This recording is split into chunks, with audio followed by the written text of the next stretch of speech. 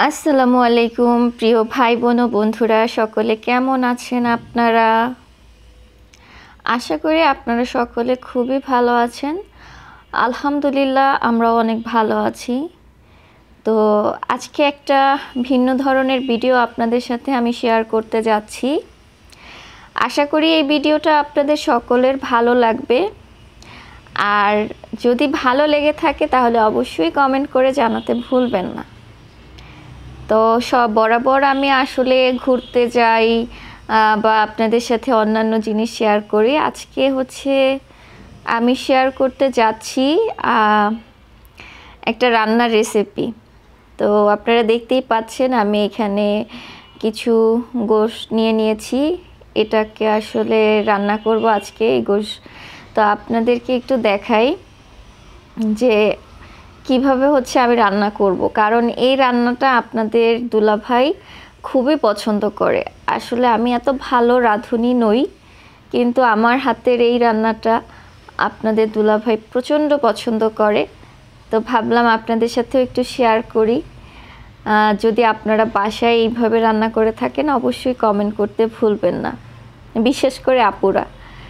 So প্রথমেই মাংসগুলো ভালো করে একদম ধুয়ে নিতে হবে, পরিষ্কার করে নিতে হবে। সো আমি বেশি পানি দিয়ে ভালো করে মাংসগুলো ধুয়ে পরিষ্কার করে নিচ্ছি। আর এইখানে কতটুকু পরিমাণে যে মাংস আছে এটা আসলে আমি সঠিক বলতে পারবো না, কিন্তু আমি মাংসগুলো খুব ভালো করে ধুয়ে নিচ্ছি। তারপরে এগুলোকে ধোয়ার পরে একটা পাতিলের ভিতরে আপনার যাবতীয় যে মশলাগুলো প্রয়োজন হয় সেগুলো দিতে হবে। আমি জানি হয়তো বা এটা একটু পুরানো রান্না বা পুরানো টেকনিক, বাট আমি একটু আমার মতো করে চেষ্টা করেছি। তো আপনাদের সকলকে দেখাচ্ছি যে কিভাবে রান্না করছি। আমি পাতিলের ভিতরে প্রথমে পেঁয়াজটা কুচি করে কেটে নিয়েছি। আমি কোনো বাটা মশলা ইউজ করব না গরুর মাংসে, সবগুলো হাতের করা মশলা, কাটা মশলা। শুধু আমি এইখানে আদাটা বেটে নিয়েছি। আর আপনাদের সাথে দেখাচ্ছি যে প্রথমে আমি পেঁয়াজ কুচি এবং রসুন কুচি নিয়েছি, তারপরে আদা নিয়েছি, তারপরে তেজপাতা দিলাম, তারপরে দারচিনি, এলাচ এবং একটু কাঁচা জিরা বাটা। কাঁচা জিরাটা বাটা ইউজ করলে গরুর মাংসের স্বাদটাই অন্য রকমের আসে, এবং বিশেষ করে মাংসের যে কালারটা, মানে রান্নার পরে সেই কালারটা আসলে অনেক সুন্দর আসে, আর খুব সুন্দর একটা স্মেল আসে, ঘ্রাণটা আসলে অনেক ভালো লাগে। তা আমি সবসময় গরুর মাংস রান্না করলে কাঁচা জিরা বেটে দেই। তো এখানে আমি পরিমাণ মতো হলুদ নিয়ে নিলাম, তারপরে পরিমাণ মতো মরিচ নিয়ে নিচ্ছি। আপনারা দেখতে পেয়েছেন কিনা আমি জানি না, আমি কিন্তু হলুদ এবং মরিচের পরিমাণটা সেম নিয়েছি, কারণ এটা সেম নেওয়ালে কালারটা একদম খুব সুন্দর একটা কালার চলে আসে রান্নার পরে। তো এখানে আমি স্বাদ মতো লবণ নিয়ে নিয়েছি। আপনারা আপনাদের স্বাদ মতো আসলে লবণ নিয়ে নিতে পারেন। আর মাংসের পরিমাণটা যেহেতু অনেকেই গেস করতে পারা যায়, যে কমেন্ট করতে পারেন যে আপু মাংসের পরিমাণটা কী রকমের। এখানে মাংসের পরিমাণটা প্রায় 2 কেজির সমান ছিল। হ্যাঁ, 2 কেজির সমান ছিল। তা আমি সেইভাবে আপনাদেরকে দেখাচ্ছি। তো এখানে পরিমাণ মতো তেল নিয়ে আমি প্রথমে মশলাটা খুব ভালো মতো হাতে মাখায় নিচ্ছি।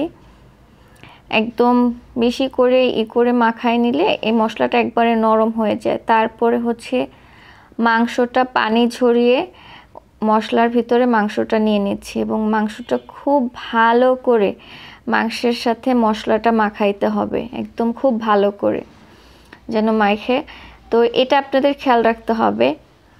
তো পুরা মাংসটাই আমি একদম খুব সুন্দর করে পানি ছেঁকে নিচ্ছি, যাতে করে কোনো পানি না থাকে। হ্যাঁ, তো তারপরে এটাকে খুব ভালো করে হাতে মাখায় নিতে হবে। আর বিশেষ করে গরুর গোশত রান্নার ক্ষেত্রে অবশ্যই একটু খেয়াল রাখবেন, মাংসটা যখন হাতে মাখাইতে যায় তখন যদি মাংসের ভিতরে হাড় থাকে বা কিছু থাকে, ওটা কিন্তু হাতের ভিতরে অনেক সময় গুতা লাগে, একদম অবস্থা খারাপ হয়ে যায়। হ্যাঁ, তা আপনারা দেখতেই পাচ্ছেন আমি সুন্দর করে মাখায় নিচ্ছি মাংসটা।